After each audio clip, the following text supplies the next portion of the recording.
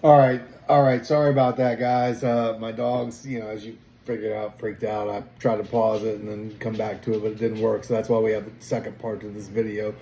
I'll do my best to wrap it up and keep it kind of brief. But, I was saying that if substance use is always going to be our primary diagnosis, right? It doesn't mean there's not co-occurring disorders. Doesn't mean we can't work with it.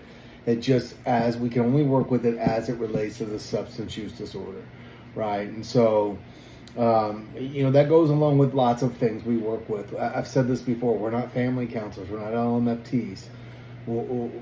We're not career counselors. We're not relationship counselors. We're not marital therapists. We're not, we're not mental health specialists by any means.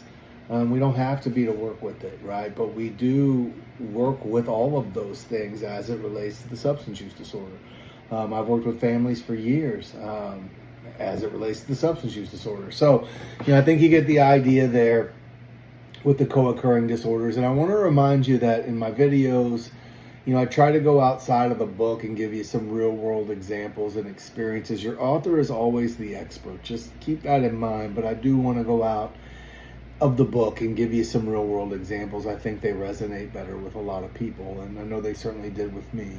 And that's been the feedback I've gotten over the years. So that's why I don't really follow the textbook necessarily itself. You read that on your own. But this is how some of that looks in real life. And then treatment settings. I worked at a treatment center for 8 years, and I loved my time there. I did everything from detox to outpatient. I marketed for them. We'll talk about that a little bit next week. But you'll see a lot of these co-occurring disorders in a treatment center. And as we move forward in both courses, we're building up to your treatment plan in 1305. This is part of that in a treatment setting. This is really where you'll do the treatment plans. We would do them in residential. We would do them every week.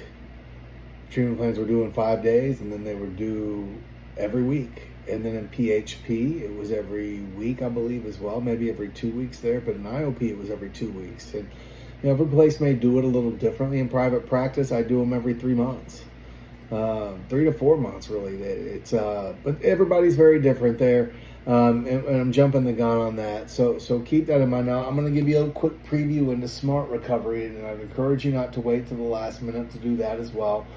But as we get closer, I'll really do a comparison as we wrapped up the 12-step work versus Smart Recovery. Smart Recovery is the antithesis of 12-step work. Right? It doesn't bash 12-step work in any way. Now, you go to a meeting and people might say what they say. Well, AA never worked for me, so I hate AA or NA, and that's fine. In their training, because SMART has to have trained facilitators. I've taken the training, so I can speak to this firsthand. They are very quick to acknowledge, don't bash other programs. Make use of them if they're helpful. If they're not, that's okay. But where other things rely heavily on group and fellowship and camaraderie and connection, SMART doesn't think so. SMART doesn't buy into the medical model. They believe it's a thinking error, so it's a choice. And that by using a cognitive behavioral therapy model, which is why this appeals to a lot of therapists, obviously, a person can change their thinking, their perception, changing their behavior, changing how they feel. SMART is an acronym that stands for Self-Management and Recovery Training. They believe you can do this work on your own. I think both have great merit. Now, for those of you that are in a 12-step program and came up in that way, it's a tough sell sometimes because we're taught in 12-step work that this is the way. If you're not doing it, you're disconnected, you're unwilling, you're something, right? And that's not always true. It's true in some cases, certainly, but not in all cases. And we as clinicians have to remain neutral there. So anyways, I'm not going to get too in-depth on Smart Recovery right now. I'm going to try to wrap this up pretty quickly. But again, moving forward, we're just repeating the course now. DB, which you just did. Quiz, which you'll do this week, DB the following week, paper, and it's just going to do that the next 2 set of 4 weeks as well, right? So guys, if I can be of any help, don't hesitate to reach out, and I look forward to talking soon.